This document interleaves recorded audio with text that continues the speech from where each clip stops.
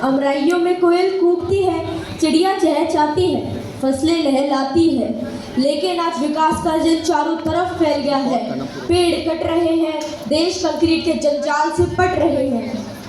पशु पक्षी बेघर हो रहे हैं, अपनी दुर्दशा पर रो रहे हैं। पेड़ कटने में जहाँ लगते हैं कुछ पल, वहीं एक छायादार वृक्ष बनने में लग जाते हैं सालों साल। क्या विज्ञान पल में पेड़ उगाएगा, पशु पक्षियों को उनका घर लौटाएगा? यही सोचने पर विवश कर देगी हमारी कहानी, जो कि सही थी हमने हमारी दादा दादी की जुबानी। हमारे गांव का विद्यालय देखने के लिए विश्व प्रसिद्ध वैज्ञानिक डॉक्टर रिचर्ड आएंगे। यह बात हमारे प्रधानाचार्य हम सभी विद्यार्थियों को प्रार्थना सभा में बताते हैं। यह बात सुनते ही हम सारे विद्यार्थी बहुत ज़्यादा उत्सुक हो जाते हैं और जोर से तालियां भी बजाने लगते हैं। लेकिन फिर प्रधानाचार्य गंभीर होकर बोले, मैं ये तो जानता हूँ, आप में से जो विद्यार्थी विज्ञान पढ़ रहे हैं वे अपने विषय का अच्छा ज्ञान रखते होंगे, क्योंकि आपके विज्ञान शिक्षकों की मेहनत और कला के कारण आप सबकी विज्ञान में रुचि बनी हुई है। परंतु मैं ये भी जानता हूँ, आप सब मेधावी होने के साथ साथ शरारती भी खूब हैं। पिछले साल एक फिल्म की शूटिंग के कारण एक फिल्म अभिनेता हमारे गांव के तालाब पर आए थे। उन्होंने गांव का स्कूल देखना चाहा।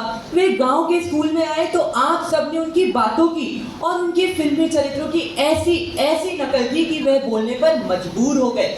बच्चों, आप सब एक दिन मुझसे भी बड़े अभिनेता बनेंगे। फिर वे बोले, मैं तो यहाँ ये सोच कर आया था आप सब मेरी और मेरी एक्टिंग की प्रशंसा करेंगे, परंतु यहाँ तो मैं आप सबसे हार कर जा रहा हूँ। फिर प्रधानाचार्य गंभीर स्वर में बोले, विदेश से आ रहे वैज्ञानिक महोदय को आप में से कोई भी जरा भी परेशान नहीं करेगा, याद रखना। वैज्ञानिक महोदय आए, वह भाषण देने लगे।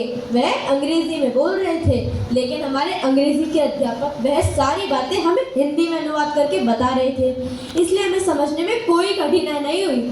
वैज्ञानिक महोदय गर्व के साथ बोले, हमारे देश में कई नए आविष्कार हुए जो शीघ्र ही दुनिया के सामने आने वाले हैं, जैसे कि तेज गति का वायुयान जो कुछ ही घंटों में अमेरिका से भारत पहुंच जाएगा, या फिर एक नया डायनामाइट जो कुछ ही मिनटों में बड़े से बड़े भवन को मिट्टी में बदल देगा।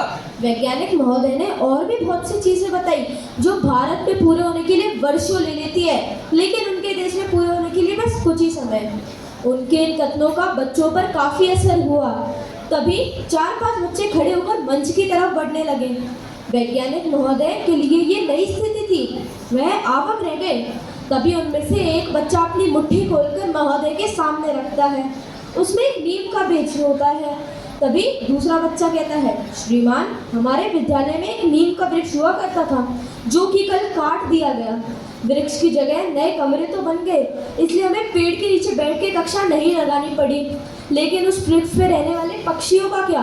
वह कल से उस लोहे के खंभे पे बैठे हैं। हमने जब उस खंभे को हाथ लगा के देखा तो हमारा तो हाथ जल गया। तो उन खंभे पे बैठे पक्षियों पर क्या बीतती होगी? श्रीमान, आप तो बड़े वैज्ञानिक हैं, क्या आपके देश में ऐसा कोई आविष्कार नहीं हुआ जो पल भर में एक छोटे से बीज को एक विशाल वृक्ष में बदल दे? हमने तो एक बीज बोया है, लेकिन वो भी 5-6 साल लेगा एक विशाल वृक्ष में बदलने के लिए। कृपया आप ये बीज ले लीजिए और इसे अभी की अभी एक विशाल वृक्ष में बदल दीजिए। हम चाहते हैं कि उन तोतों को एक नया घर मिल जाए। बच्चों की बात का अनुवाद सुनकर वैज्ञानिक महोदय पहले तो हैरान रह गए, फिर उनका सिर झुक गया। वे बोले, हमारे देश में ऐसी आरी का तो आविष्कार हुआ है जो कुछ ही देर में बड़े से बड़े वृक्ष को काट सकती है, परंतु अभी तक ऐसे किसी बीज का आविष्कार नहीं हुआ जो थोड़ी सी ही देर में एक छायादार वृक्ष में बदल जाए। मैं ये बीज लेकर अमेरिका जा रहा हूँ और अब मेरा सिर गर्व से तभी उठेगा जब बीज से वृक्ष की दूरी खत्म हो जाएगी। किंतु मैं ये जरूर कहूँगा, इस धरती को हमारे वैज्ञानिक आविष्कारों से ज्यादा आपकी जरूरत है बच्चों।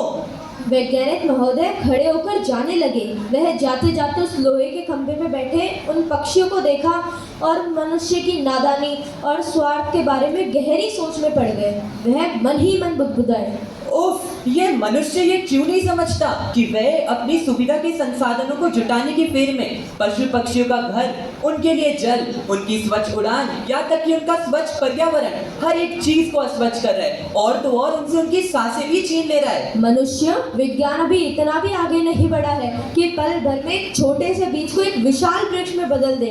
इसीलिए जागो मानव जागो, अभी भी समय है, लुप्त होती प्रजातियों को बचाओ, वृक्ष लगाओ, वृक्ष लगाओ।